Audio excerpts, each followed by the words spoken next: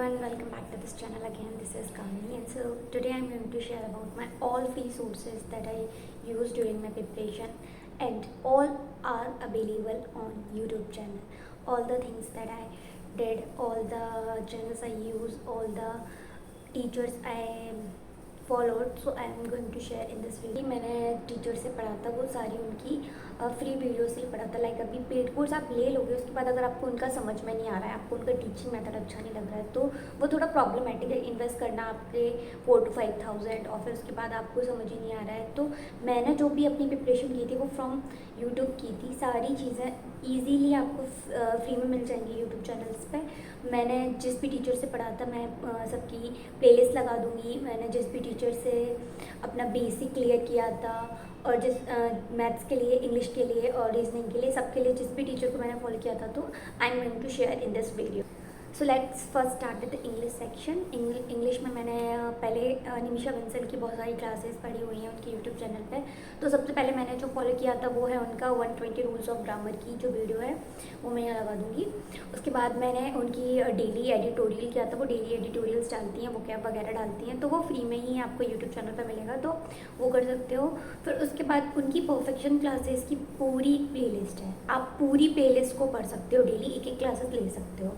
तो ये 3 चीज़ें हैं जो इंग्लिश के लिए बहुत हेल्पफुल रहेंगी। आपका आई विल से कि ज़्यादा नहीं तो 70 to 80% तो आपका कवर हो जाएगा यहाँ से, अगर आप अच्छे से इनको फॉलो करते हो। उसके बाद इसका रिवीजन भी करते हो, और फिर उसके बाद आप मॉक्स दोगे ना, उनको प्रॉपर्ली एनालाइज करोगे, तो ये बहुत हेल्पफुल है। आपको कोई भी पेड कोर्स खरीदने की ज़रूरत नहीं है। अगर आपको उनसे पढ़ने के बाद अच्छा लग रहा है कि उनका टीचिंग मेथड अच्छा है, उनके जो कंसेप्ट आपको बिल्कुल क्लियर है, तो आप उनका कोर्स खरीद सकते हो if you wanted to be. Otherwise कोई प्रॉब्लम नहीं है, आप पूरा फ्री में पढ़ सकते हो और आपको ईजिली समझ में आ जाएगा। मैंने पूरा यहीं से पढ़ा। Quant is my favourite subject से, जब से मैंने कौशिक सर से पढ़ना शुरू किया है ना, तो जो मेरा क्वांट है वो मुझे करने में मज़ा आने लगा है। तो उनकी पूरी अर्थमेटिक की जो प्लेलिस्ट है वो पूरी डली हुई है उनके चैनल पे, मैं यहाँ लगा दूँगी। और उसके बाद जितने भी स्पीड मैथ के क्वेश्चंस आते हैं, जितने भी मेंस हैं, मेंस टीआई की भी उनकी पूरी जो है वीडियो डली हुई है। आई विल नॉट से कि एक कोई भी टॉपिक पढ़ाने के लिए अगर उनको 1 वीक लग रहा है, तो वो 4 से 5 घंटे की वो वीडियो है। फिर आप बोलोगे कि मैं इतने में तो समझ ही नहीं आया, तो आप एक बार उसको पढ़ के देखिए। आपको अगर वो उनका कंसेप्ट पढ़ाने का जो तरीका है वो अच्छा लग रहा है, वैसे तो उनके पेड कोर्सेज भी हैं, लेकिन आपको वहाँ से क्लियर हो जाएगा। उसमें जो है आपको थोड़े कम क्वेश्चंस मिलेंगे, लिमिटेड क्वेश्चंस कराएंगे उसमें, just to explain the concept. उसके बाद एक्स्ट्रा जो है अगर आपको पढ़ना है तो आप ले सकते हो। अदरवाइज़ ये मैं बोलूँगी अर्थमेटिक जो सीरीज़ है, आंखें बंद करके पूरी कंप्लीट कर लो। इसके अलावा आपको कोई भी क्लास अगर आपको समझ नहीं आ रहा है 2 से 3 बार कर लो। Every concept is clear there, every types of questions are clear there. मैंने अर्थमेटिक आई थिंक 2 से 3 बार किया। जो टॉपिक्स मुझे नहीं आते शायद मैंने उनको 3 से 4 बार भी किया है उनकी वही सीरीज़ से। तो मैंने ब्लाइंडली उनको फॉलो किया था। उसके बाद उनकी एवरी एग्ज़ाम से पहले वो या तो मेमोरी बेस्ड कराते हैं, नोटिफिकेशन आने से मतलब आता है तो वो आपको पूरा मेमोरी बेस्ड वो करा देंगे पेपर, तो आप वो सॉल्व कर सकते हो। और मतलब बैंकिंग में ऐसा होता है कि वो आपको मतलब PYQs की जैसे वो नहीं दिखाते हैं ना, जैसे SSC में आता है कि उन्होंने आपको पूरी आपके जो पेपर अटेम्प्ट किया था वो दिखा देंगे। इसमें नहीं आता है, तो इसमें आपको मतलब आपने अगर दिया है और पहले दिया है, या फिर आप टीचर पर विश्वास कर सकते हो, क्योंकि कौशिक सर बिल्कुल क्वेश्चन से याद करके सेम टू सेम कराएंगे कि हाँ ये वाला क्वेश्चन आया था, ऐसा पूछा गया था। तो वो भी लाइक 3 से 4 घंटे के पढ़े हुए होंगे। अलजेब्रा के अलग से हैं, अलजेब्रा नहीं, क्वाड्रेटिक इक्वेशन के अलग से हैं, और मिसिंग सीरीज़ के अलग से हैं, और मेंस के लिए भी अलग से हैं। तो आप मैराथन क्लासेस भी ले सकते हो। तो आपका ऑलमोस्ट कंप्लीट है वहाँ से। अगर आपने पूरे बेसिक्स क्लियर कर लिए हैं, सारे कंसेप्ट पढ़ लिए हैं, रिवीजन के लिए भी काफ़ी वीडियोस अवेलेबल है, तो आप उनसे पढ़ सकते हो। उसके बाद आपको अगर अपनी प्रिपरेशन टेस्ट करनी है तो आप फिर सेक्शनल दे सकते हो, मॉक्स दे सकते हो, और सारे प्लेटफॉर्म पे 1 से 2 मॉक्स तो सारे ही एग्ज़ाम के लिए अवेलेबल हैं, तो आप किसी से भी मॉक दे सकते हो। So now let's go for the reasoning section.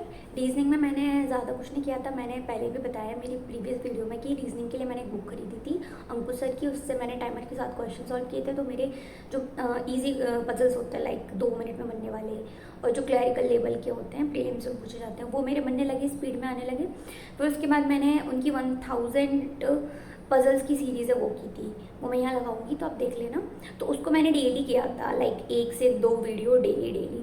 फिर उसके बाद मेंस की जो पजल्स हैं वो आप रैंडम वीडियोस देखी थी मैंने, लाइक संजय सर की आर्ट्स ऑफ रीजनिंग चैनल है उनका, उनकी मेंस के लिए पढ़ी थी मैंने, उनकी क्रिटिकल रीजनिंग की भी मैंने देखी थी। और उसके बाद जब भी मैं फ्री रहती थी तो मैं मेंस के सेक्शनल देने की कोशिश करती थी कि जो मेंस में जैसी पजल पूछी जा रही है तो उस को करके, और उसके बाद अगर आपसे वो बन गई, आपको पिक करना है एक्चुअली। और मीन्स ऑल अबाउट कि आपको पिक करने हैं। अगर पीओ लेवल का है तो आपको जो पजल है वो पिक करनी है कि इसमें से कौन सी पजल ऐसी है जो आप पिक करोगे आपसे बन जाएगी। टाइम टेकिंग तो है, लेकिन आपको अगर वो 10 मिनट में बन रही है तो वो सही बननी चाहिए। तो वो आपका जो दिमाग है वो जब चलेगा जब आप उसको चूज़ करने की कंडीशन में जाओगे। लाइक आप जितने सेक्शनल दोगे, जितने मेंस के मॉक दोगे, तब भी आप जितने क्वेश्चंस देखोगे उसमें से आपको समझ में आएगा ये क्वेश्चन इजी है, ये कम टाइम में बन जाएगा और ये आपके करने के अंदर है। क्योंकि कुछ क्वेश्चंस इजी लगते हैं किसी को, सबके अपने अंडर क्राइटेरिया होता है कि ये वाले क्वेश्चन मेरे लिए इजी हैं, ये मुझे इजी समझ में आते हैं, तो आप उस हिसाब से चूज़ कर सकते हो। तो मैंने रीजनिंग के लिए सिर्फ इतना ही किया था, मैंने एक्स्ट्रा कुछ नहीं किया था। बस रीजनिंग में आपको इतना ही करना है। अगर फ्री कोर्सेज से पढ़ना है तो, बाकी पेड कोर्सेज लिए हैं तो फिर जैसे आपके टीचर्स ने जितना पढ़ाया है फिर आप उस हिसाब से पढ़ सकते हो। Now for the computer, Sachin sir की बहुत सारी क्लासेस डली हुई हैं, लेकिन अभी जब मैंने किया था तो सारी क्लासेस अलाइन थी। अभी थोड़ी मेस्डअप हो गई हैं, उन्होंने और क्लासेस डाल दी हैं, रिवीजन के लिए डाल दी हैं, कुछ क्वेश्चंस रिवाइज करने के लिए भी डाल दी हैं, तो वो आपको चूज़ करनी पड़ेगी। और जो है उनका पेड कोर्स है 500 रुपये का था। मैंने तो लिया नहीं था एक्चुअली, मेरे फ्रेंड ने लिया था तो मैंने उसी से पढ़ लिया था। अगर आपको लेना है तो वो ले सकते हो, काफ़ी अफोर्डेबल भी है। और अगर आपको नहीं लेना, आप एक बार उनकी जो फ्री सोर्सेज है उनको पढ़ के देख लेना। अगर आपको सही समझ में आ रहा है, उसी से क्वेश्चन बन रहा है तो ज़रूरत नहीं है। लेकिन अगर आपको ऐसा लग रहा है कि कवर तो हो गया लेकिन थोड़ा सा मैं अच्छे से पढ़ सकता हूँ तो उनका पेड कोर्स ले सकते हो, क्योंकि वो वर्थ इट है लेना।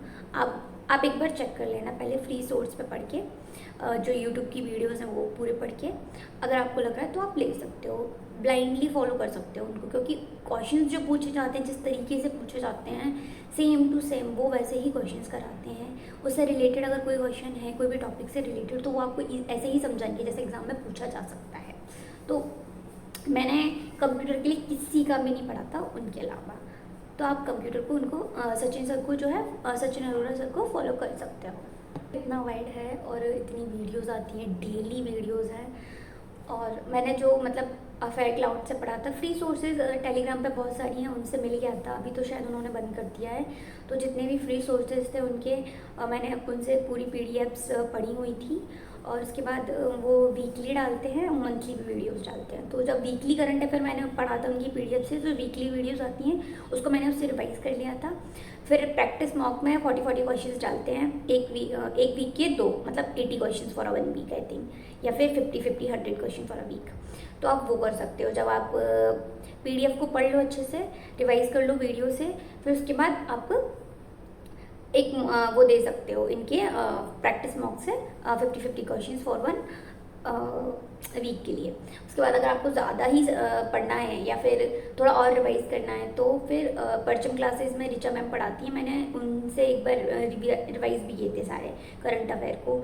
लेकिन मुझे नहीं लगता उनसे कुछ आया था एग्ज़ाम में। आ भी सकता है, नहीं भी आ सकता है, ऐसा नहीं है। करंट अफेयर मुझे तो समझ नहीं आता आज तक किस बेसिस पे क्या ही पूछ रहे हैं, क्योंकि आप इतना पढ़ते हो फिर वो पूरा मैस्डअप हो जाता है एग्जाम में जाके, अरे ये पढ़ा तो था लेकिन इसका आंसर क्या हो सकता है। इसके साथ अब एडीबी इतनी बार न्यूज़ में आ गया, एडीबी से रिलेटेड सारे फैक्ट्स पढ़े हैं, लेकिन फिर भी जब क्वेश्चन आता है ना एग्जाम में, एडीबी पढ़ा तो था, इसको कितना लोन सेक्शन हुआ था, तो संक्शन हो गया।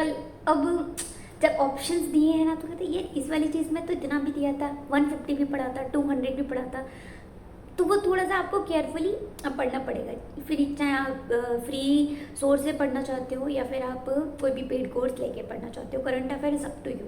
उसको कोई भी मुझे नहीं लगता है कि आपको 100% बोल देगा इस फ्री सोर्स से पढ़ लीजिए। लाइक पेड कोर्सेज लेना मैं नहीं कह रही बहुत बड़ी बात है, लेकिन एक बार अगर ले लिया उसके बाद आपको समझ नहीं आ रहा है तो थोड़ा दिमाग ख़राब ज़रूर होता है। तो चूज़ वाइजली योर टीचर।